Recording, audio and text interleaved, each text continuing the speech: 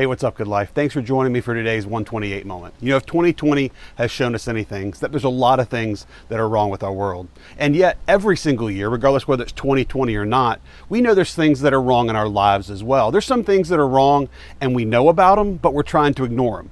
There's some other things that might be wrong in our lives and we're not even aware of them yet. They haven't come to the forefront. Nobody's brought them to our attention. We're just completely ignorant of them. And then there are those things that are wrong in our lives and our minds and our hearts and our behaviors. We know something's wrong with them and we've tried our best to fix them. We've tried everything. We put every effort into making that area better and no progress. There's been no improvement whatsoever. And it gets really, really frustrating.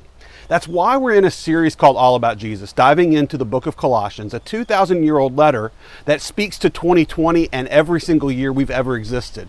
Speaks to the human condition and the questions that come to our mind. It really boils down to the question, what is ultimate?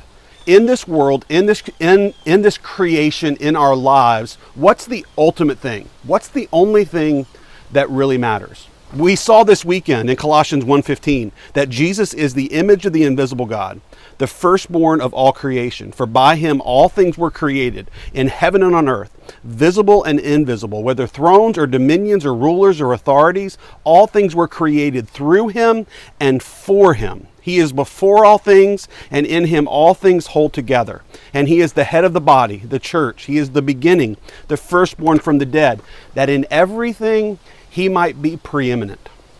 Coming to you from outside today, just to remind each and every one of us, from every plant on the ground to every star in the sky, everything was made by him and for him, and in him all things hold together. I don't know that Paul could have made it any clearer to the Colossians and to us that there is only one preeminent thing in all of creation, and it's Jesus Christ. And yet, in our lives, when something's wrong, we try and white knuckle it. We try and think, if I just try harder, if I can just make myself stronger, if I can just get the right habits down.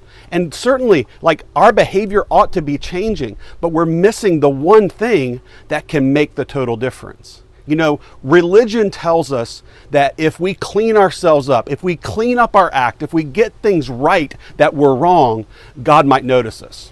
But the gospel doesn't say that. The gospel says, come as you are. Come and you will find rest. Come, those who are weary and heavy laden with trying to earn God's notice, with trying to earn God's favor. The gospel says you could never do it. But that's bad news that leads to good news. The good news is that you don't have to earn it. That the preeminent one over all creation laid down his life to make a way where there was no way. And here we are in a broken world, in a year gone wrong, trying to fix ourselves, trying to make things right. And when we do that, we are missing the only thing that will ever bring modification, fixing, the correcting of our lives. We are missing the preeminence of Christ. If we will focus on him and make him our ultimate thing, then modification will come, fixing will come, but it will be because he's where he needs to be. You know, if a house is all out of whack, the walls are going to crack, the corners are going to crumble, you're going to hear creaks and moans, and you're never going to fix it till you jack that house up and you fix the foundation. For too long in our lives, we've been trying to fix the houses of our lives without ever addressing the foundation. If our lives are built on anything, on self-effort, on our finances, on our careers, even good things like our families, if it's built on anything other than Jesus, we are resting our hope, and we are resting our hope for change on something less than Christ. He's preeminent over all creation. And if we will come to him and make it all about him, all those things we're trying to fix, from our finances to our relationships to our families, I'm not saying they're going to be fixed right away. What I'm saying is our best hope of seeing that how it's supposed to be is putting Jesus where he is supposed to be. So my encouragement to you today on this 128 moment is the same question that I put to you on Sunday. Do you want more of Jesus? Do you want him to be preeminent in your lives? And if that's the case, come to him. Those who are weary and heavy laden, and he will give you rest.